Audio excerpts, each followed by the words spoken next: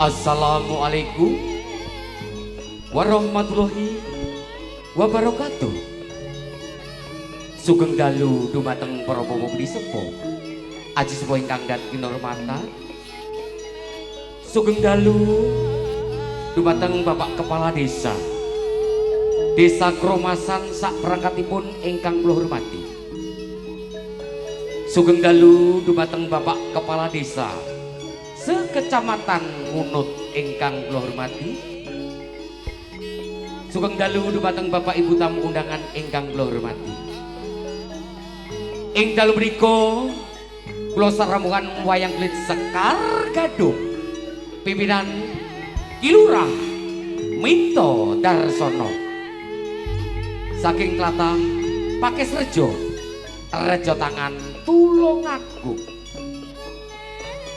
Ing dalu menika tidimbalan panjenenganipun inggih menika Bapak Kades Kromasan, panjenenganipun Bapak Solekan, Ibu Susiati. Kagungan kersa inggih menika ngolokramkan putra Roro Ayu, Eki Wahyuning Tias sarjana ekonomi. Pikanto Roko Mas Muhammad Ulul Asmi sarjana ekonomi. Mugi-mugi temanten kali menika dados temanten ingkang sakinah mawaddah warahmah, cepet diparingi momongan rezeki ingkang kathah barokah. Amin amin ya rabbal alamin. Kados padatan sakderipun ringgit wacucal dipun utip monggo sareng-sareng hampir sani campur sari Sekar Gadung Indonesia.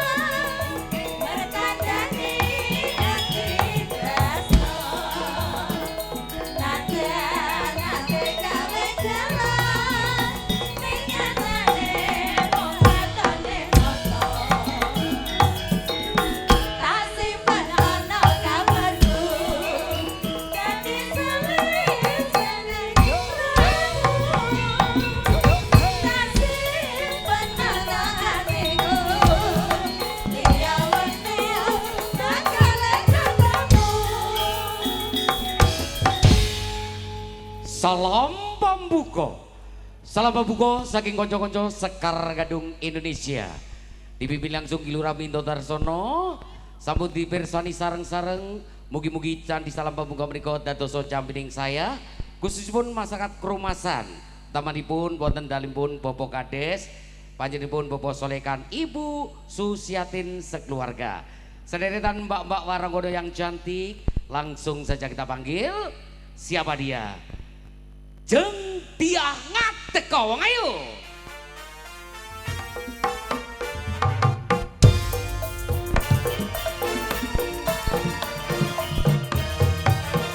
Adi Kusuma.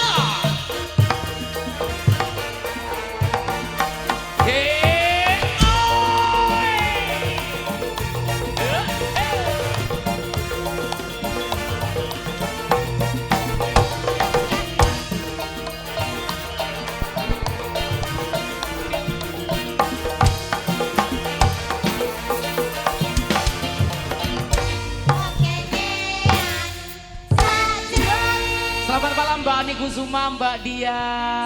Selamat malam. Alhamdulillah bengi ki awake dhewe tinimbalan masyarakat Krumasan no. Utamatipun wonten dalipun Mbah Kades. Mbah Kades kagungan kersa napa menika Pak Gembel? Iki hajati Mbah Solekan no, Ibu Susiatin molo kramakan putra putri tercintanya. Nggih, monggo didoakan Mbak Tia. Didoakan. Ira-ira lek monggo. sing doakan aku Ketrenan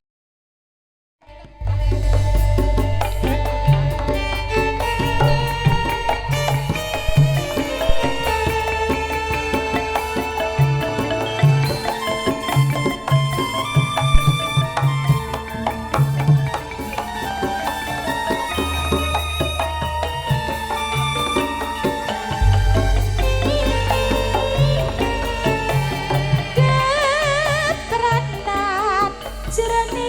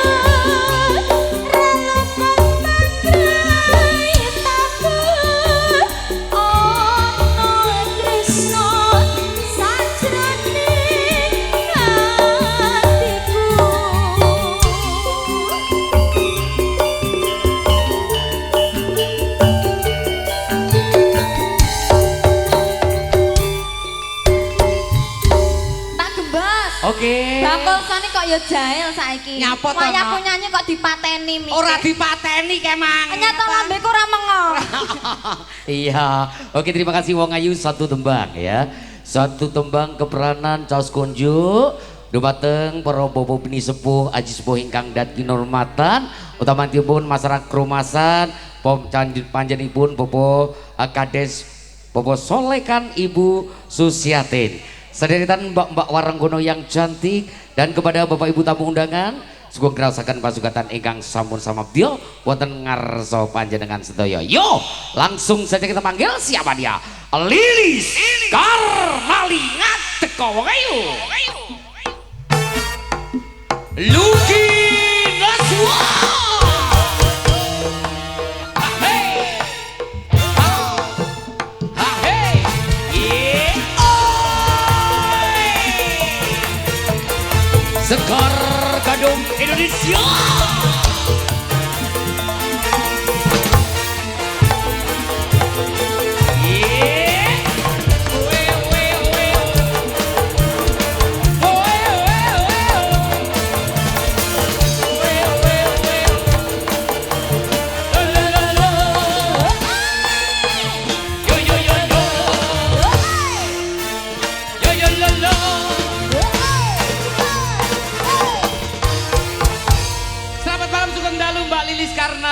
Mbak Luki Naswa, Sugeng dalu Mas Indra, Mas Edi, Pak Tejo, sugeng dalu sedaya mlompak teng wonten mriki nggih. Marem ngomong aku. Sing ngomong aku. Oh, Mas, kamu kok ada yang beda ya hari Nyapa, ini? Dek? Heeh. Nek mung guyu ya. Apa sing beda? Apa sing beda? Iki ngancing. Ya Allah. Kebablasan nek mung guyu. Ketoke jarikmu anyar. Anyar no. Astagfirullahaladzim. Berkat Pak Sugiono aku iso munggah no.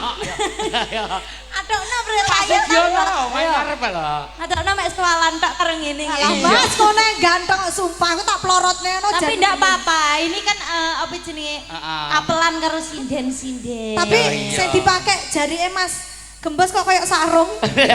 Sarung gerondo. Ini jarik yang versi baru ya ini. Jarik versi baru. Oh, jarik versi baru itu kayak sarung rondo itu ya. Udah gajah iki. Udu, niki ya berkat Pak Sugiono ya alhamdulillah iso munggah kene lho, Nok. Pak mengke lek wayah isu-isu alano sampean cegat nganu lho Mas Gembos lho. Bablas. Wah, ya iki kira bayaran ora iso munggah terus iso munggah lho. Ya, alhamdulillah wong ayu. Bengi iki awake dhewe tinimbalan Bobo Kades Kerumasan ya. Panjenenganipun Bobo Solekan iki acarane molokramaken putra putri tercintanya wong ayu ya. Panjenenganipun Roro Ayu Eki Wahyu Ning Tias sarjana ekonomi. Nyapu to sikilmu iki. Ndak nyapa-nyapa Mas kok kukune Pikanto Roko Mas Muhammad Ilul Asmi sarjana ekonomi nah. Didoakan Wong Ayu semoga menjadi keluarga yang sakinah mawaddah warahmah ya. Amin. Cepat dikaruniai momongan. Amin. Rezeki ingkang barokah nah. Kadah barokah. Cepet diparingi putra putri sing solih solihah. Solehah itu biasa. Kalau solehahnya itu akut. Berarti Tapi kok enek lagune sing apa? Berpasangan. Saling kokop. Serut. Iya. Oke. Manten kan saling kokop. Iya no. Maksudnya kokoh. ora kokop. Iya. Mbak Sulis, Mbak Lilis dan juga Mbak Luki Naswa ya. Satu tembang Caos Konjo dumateng teman-teman berdua. Mbak Eki dan juga Muhammad Ulul Asmi SE ya. Oke. Yuk, Sekar Gadung Indonesia.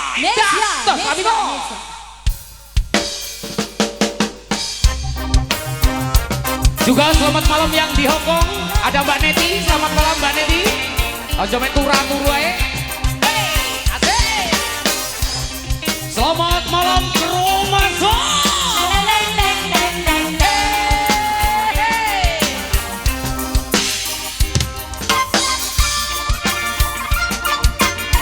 Mas Kiren.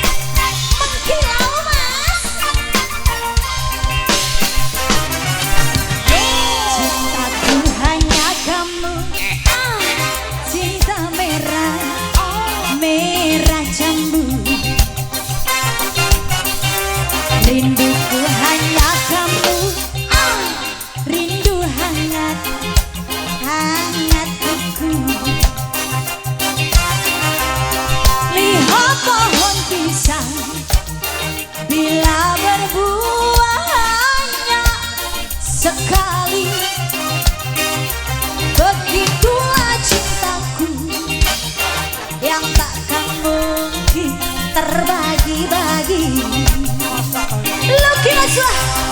Cukup kamu saja, kamu saja, kamu saja, kamu saja yang di hati.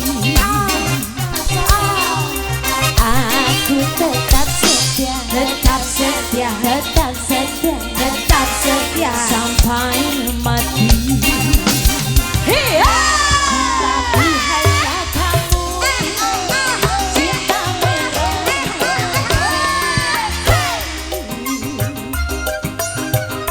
Rinduku hanya kamu, rindu hangatku.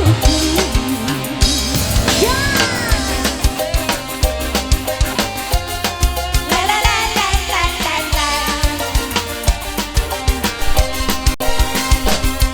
Pemadangi. La la la la la la la.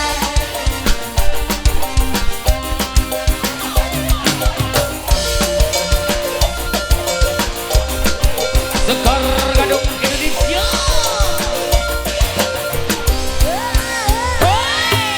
Aku berdendam untuk kamu, aku bersolek hanya untuk kamu, untuk kamu. Kamu sama.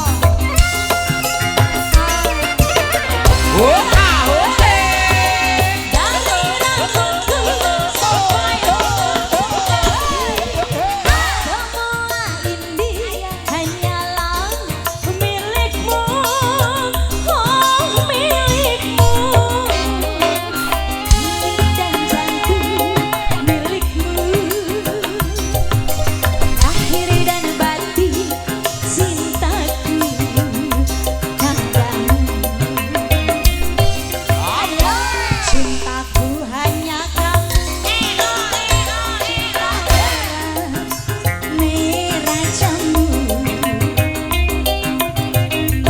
Rinduku hanya kamu, rindu hangat kuku.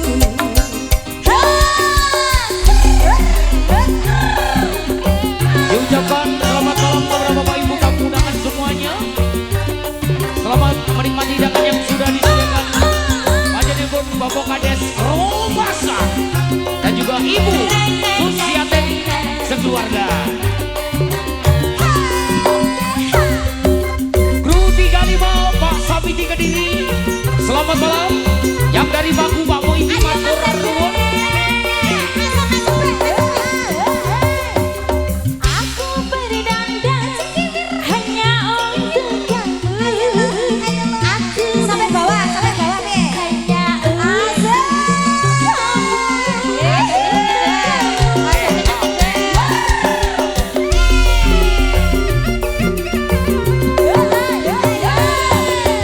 dari rambut. Ayo kasih sampai bawah.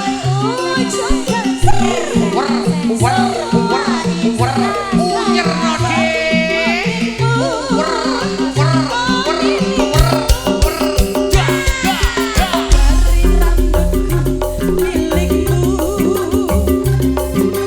Lahir dan batin milikmu, oh padamu. Cintaku hanya kamu, cinta merah, merah jambu. Siro lapar. Rinduku hanya kamu, rindu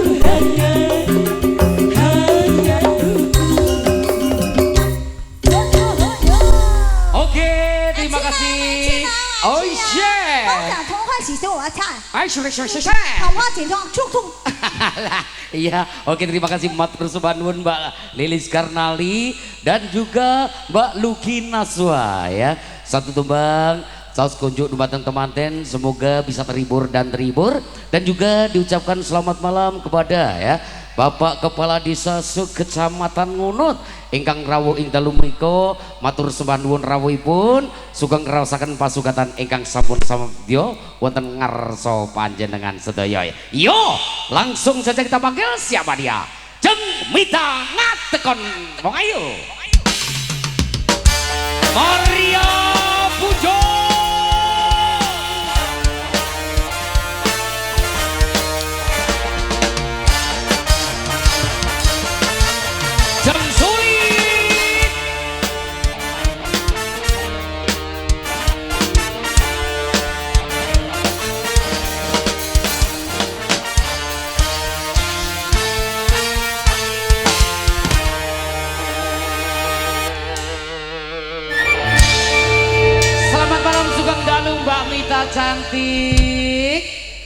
Mbak Maria Punjung, manisnya Blitar, Mbak Sulis. Aku tengah kok dilewati loh. Mencolot. Iya. Oke, luar biasa wong ayu di malam yang sangat luar biasa, di malam yang penuh berkah, Nok. Iya, Mas. Alhamdulillah awake dhewe tinimbalan panjenenganipun Bapak Kades Kromasan. Nah, ya, iki acarane pernikahan putra putri tercintanya. Derek tetunggo nggih Mas, muga-muga temanten kekalih tansah atut runtut kadya mimilan mintuna. Amin. Bagya mulya langgeng saklaminya. Amin. Enggal pinaringan momongan. Amin. Amin ya. Kandungane apa, Nduk? Amin. Ya wis amin kene. Iya. Dan Mbak Sulis, Mbak Maria Punjung, Mbak Mita, Nggih. ugi ngaturaken sugeng dalu dumateng Bapak Kades. Nggih, Sekecamatan Nurut ingkang rawuh ing dalu Bapak menika. Kades, nggih. Meja nomor 1 sampai meja nomor 884. Loh, Pak Kades Kromasani grapyak Tamune kathah ya, Mas. Lolos nek tamune. Penontonnya lho Pak Bos. Penontonnya sampai teko kono Wah, iya, kengko Awas ular ya. ora uler. Lha apa? Aja sampe motel rambutan ning dhuwur kuwi. Ugi kagem Bapak Wakil Bupati Kang Mas. Oh nggih, Bapak Wakil Bupati Tulungagung sugeng dalu.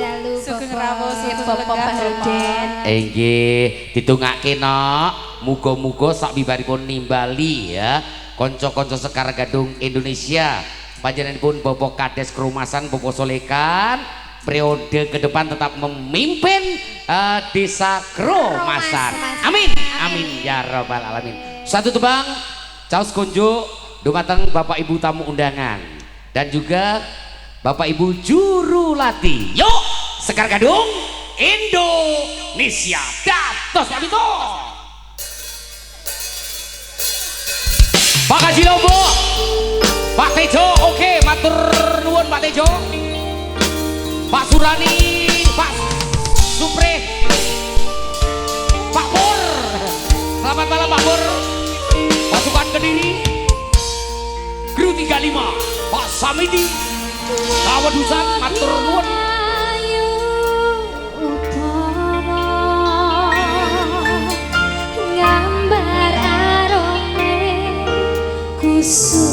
Mas Teddy Keces, Mbak Dwi Ajeng,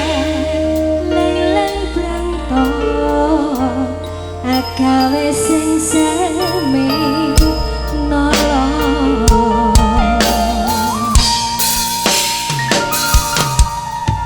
Esa melir pait matu Lindri-lindri nyawan netramu Dasar lencir kuning Anggo karoso tresnaku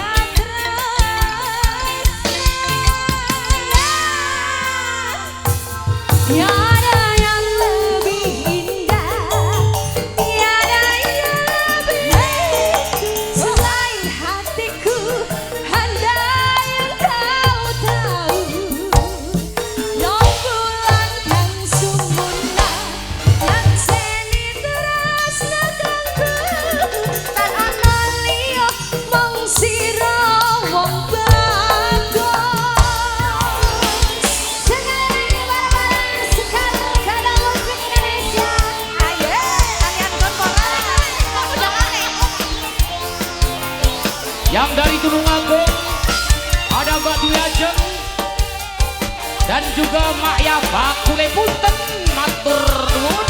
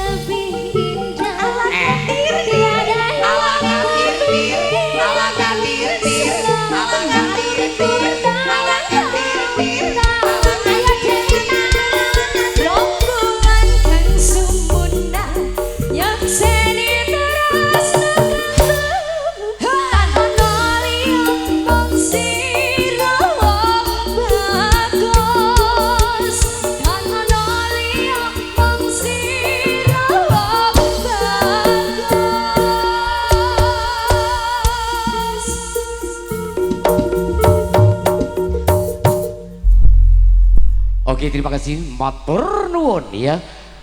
Satu tembang Jos kunjuk dumateng Bapak Ibu tamu undangan semuanya ya.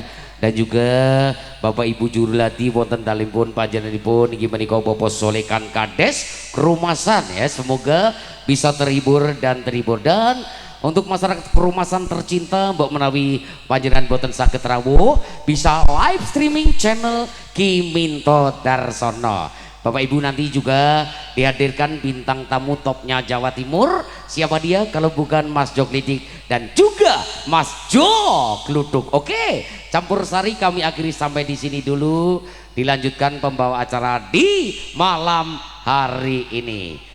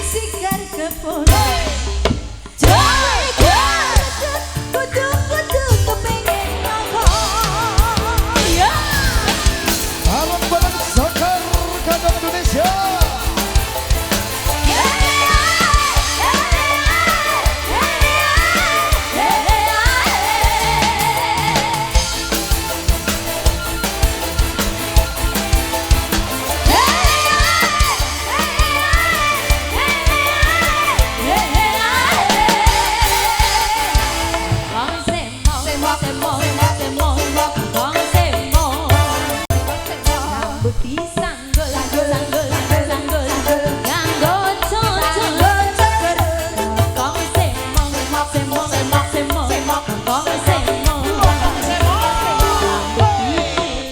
gelung gelung digelong meleng sapa piye kaparko mesti domplong melong.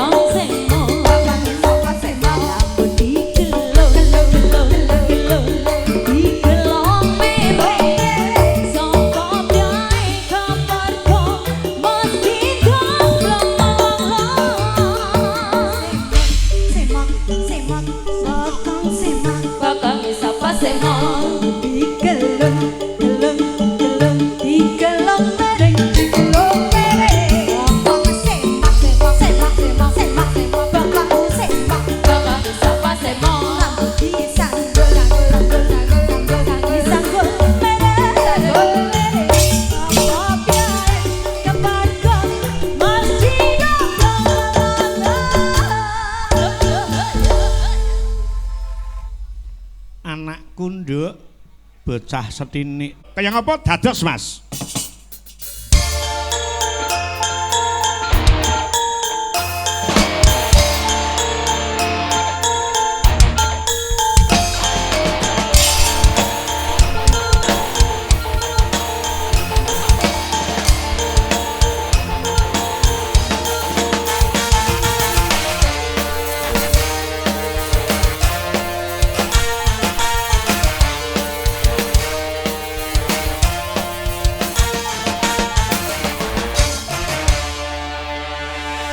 Jeng dalu Mbak Suliseva.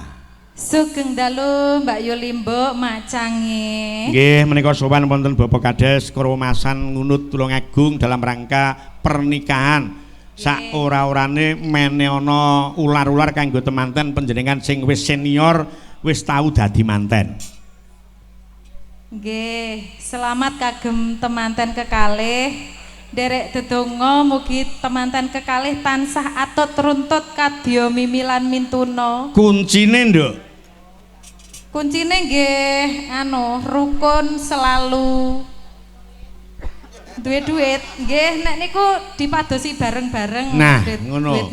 Dadi lek perkara dhuwit iki digoleki bareng-bareng aja menuntut karo di luar kekuatane wong lanang. Diukur bojoku nyambut gawe niki piye, umpama kuwi dikayani sedina ki 200 engko dibelanjak nggih mangan sing 15.000 sing 185 ditabung ngirit ya nduk Nggih, mergo rezekine wong ki ra mesti segara iso angok kali iso sat nggih. heeh Semua pasti ada takarannya masing-masing. betul Nggih to, Pak? ya mergo pepancening Gusti awake dhewe urip ning donya kuwi Gusti Allah ki ora janji lek uripe iki kepenak ning Gusti Kang Karya Jagat berjanji setiap ada kesulitan pasti ada kemudahan.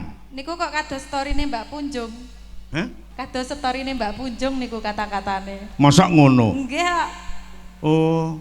Ya alhamdulillah. Ya. Nggih. Pipit, Nggih, dawuh. anakmu kan nang endi?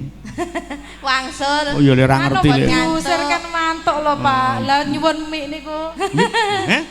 Nyuwun mik terus Ning oleh kene mbok- mbok miki. Nggih. Ya kok ngelek-ngelek karo pake.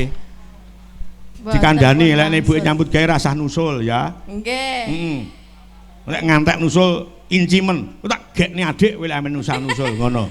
Lho lek nek damel ben dinten. Hah? Gesek nyambut damel niku lho ben Loh, dinten. penting senenge wong lanang ki apa to?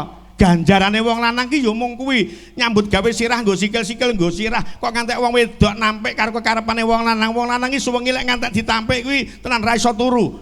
Dilaknat karo malaikat kuwi. Niku lek sing nyambut damel sing kakung. Lah nek Ah. kados niki, kados sindan-sindan niki nggih nyambut damel lho niki. Ha Lah, terus? nggih. Kan duwe kaya dhewe. Heeh. Apa yo kudu nuruti wong lanang ngoten niku, Pak? Secara tegas lek cara ukuran agama sing tegas kuwi hake wong wadon wong lanang ora wenang ngrasake kuwi lek secara tegas. Ning krana kabeh mau ki ya kita hidup satu rumah ya mbat tembayatan ya gotong royong endi sing enek.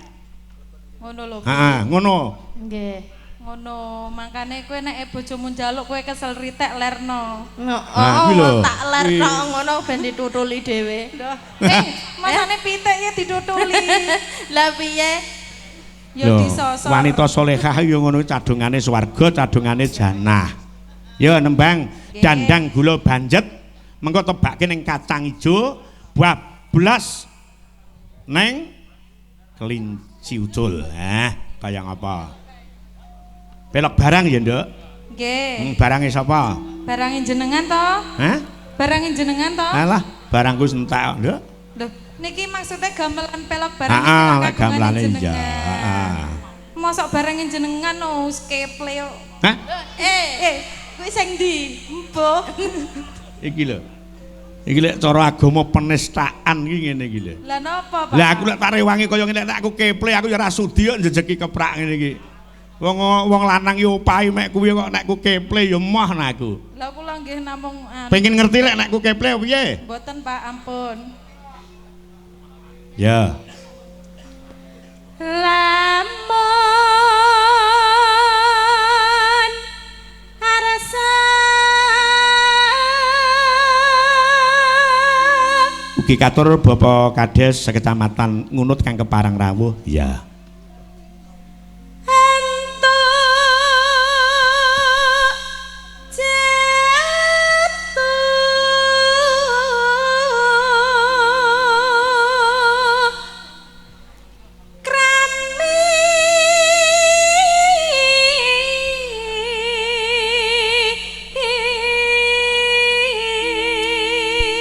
Dadi lek nonton wayang nonton sinden ki cakepane ki dirasake ki cakepane ki piye surasane apa wong iki lek arep oleh jatuh krama tegese sing arep oleh bojo dirungokke bawane sinden dandang gula banjet ya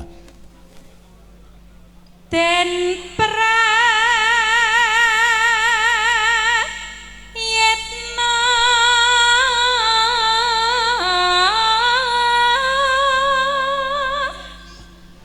ing pamilih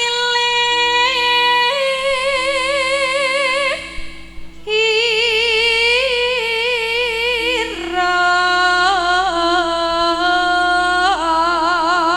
iki jelas dadi kudu prayitna kudu teliti ing pamilih ira sing tegese iki sing calon besan ki bener-bener iki anake iki apa dudu iki cara bibit bobot bebet lan bebete kepiye kuwi kudu ditersihke. Ora kok milih perkara bondo donya sugih miskin ora ning cara lajere iki jelas sing ngono nduk. Iya. Aja waton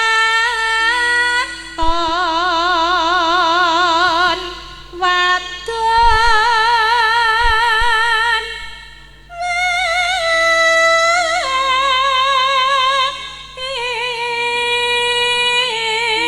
aja waton mbak waton wadon wae sing tegese golek wanita sing bener-bener kena kanggo kulawarga. Ya.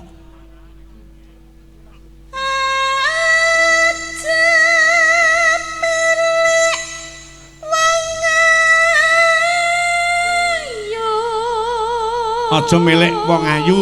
Mongko sejatine ayu ki ra manggen ning rupa, ning manggone ning tindak tanduk solah bawa, ngerti dulur, ngerti wong tuwa, ngerti tangga teparo, dasare duweni sopan santun. Kuwi diarani wong ayu sejati. Syukur jerone ayu, kesinge ya ayu. Ya.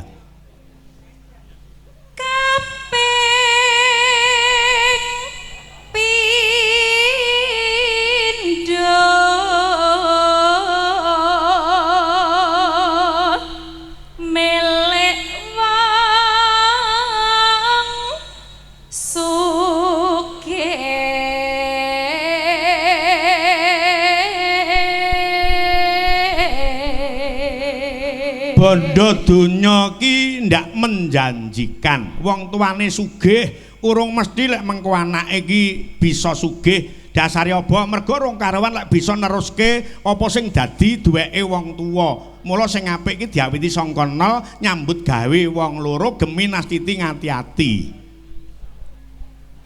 Ping 3 pangkat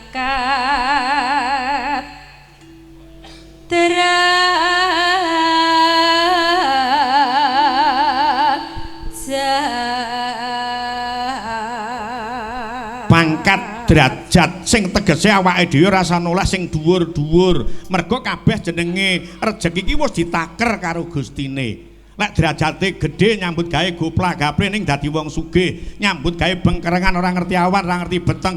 Ning lek kodrate awake dhewe iki jatahe mung secingkir digrojok sak timba, entuke ya mung sak cingkir. Ya. Sing penting syukur, sadar, sabar, ikhlas. Ya. Iku bisa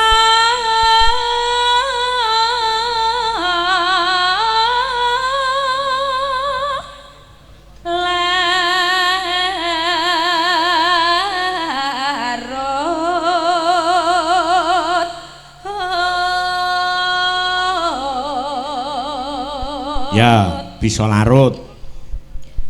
Keneng sambang sarangan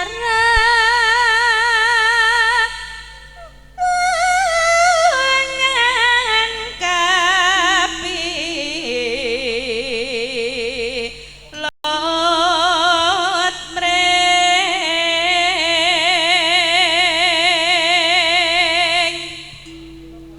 wicara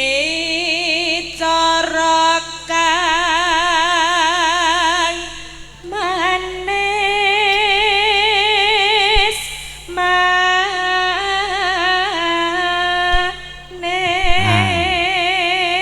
Dadine wong arep golek bojo ki aja mung kepelut karo wicara sing manis, rayuan gombal. Yo kowe pokoke lek urip karo aku mesti mulya mergo donyaku bandaku ki wah wis ora karo-karuan.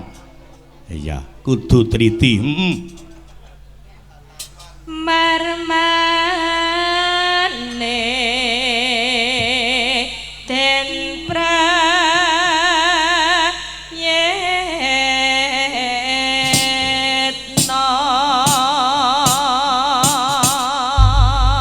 Kaya ngapa tembange diaturke nok, monggo dados. yen purun kula critani gumalaring alam sekiat raya bumi mung sak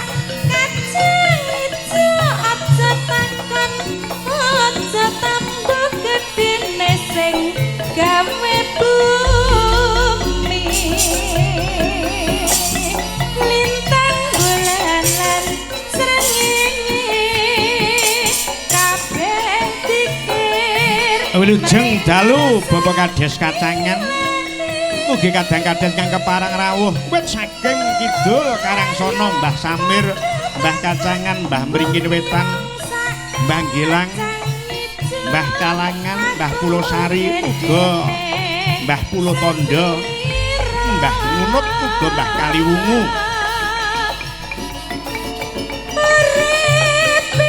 Mbah Sumbringin Kulon Sumbringin Kidul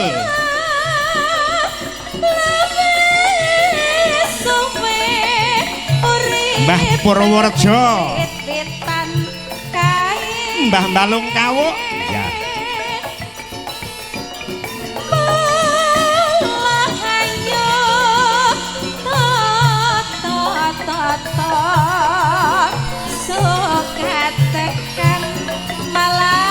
malaikat penjabut nyawa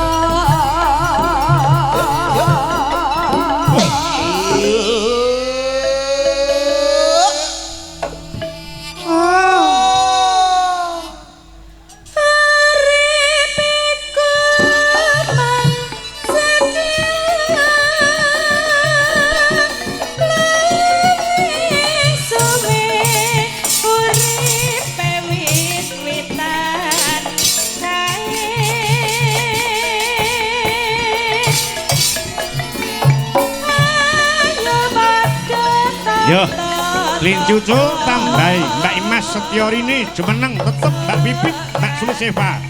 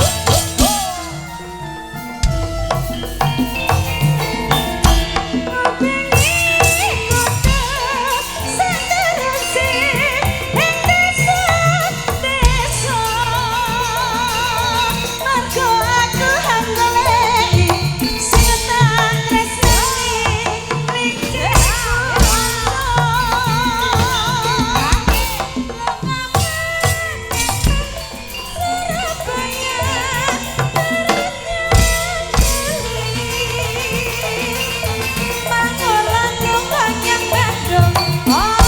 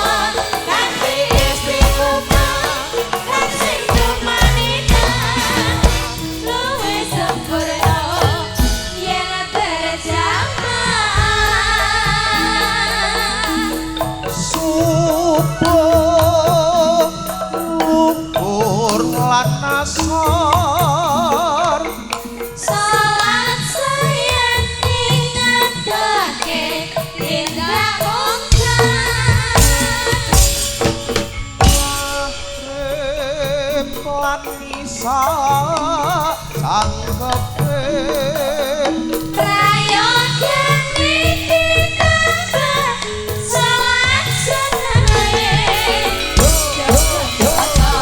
iku perintah agama eling kota ning Satu kali lagi.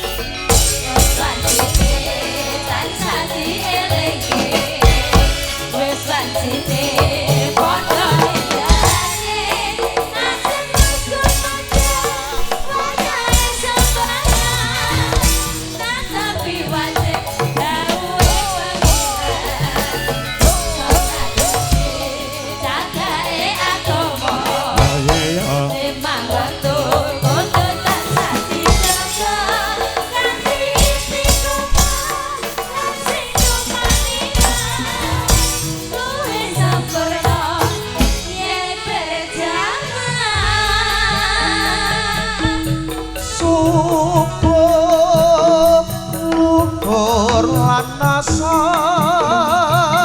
salat saya tingadoke tindak mongkar maghrib lan isa sanggepe prayoga niki tambah salat senae Jasa iku perintah agama eling kono ning donya wong sedela saperang kuasa yen kepengin besok munggah swarga